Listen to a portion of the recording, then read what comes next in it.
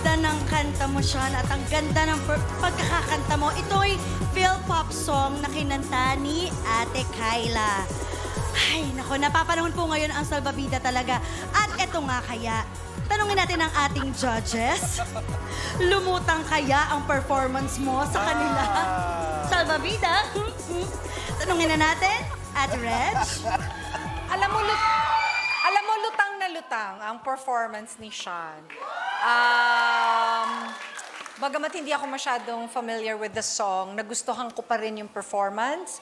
And natutuwa ako at masaya ako na napasali ka dito sa Grand Finals. Congratulations. Thank you po. Thank you, Ate Reg. JK, Kuya JK. Alam mo, Sean, ever since the beginning, never na ako nahirapan sa'yo.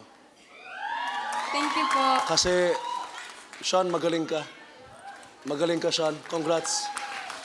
Magaling ka. Thank you, Judge JK. Congratulations, Sean.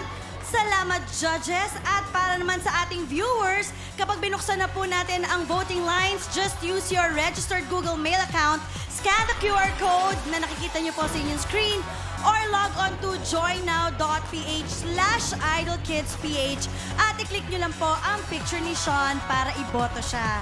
Thank you, Sean. Thank you po. Ayan.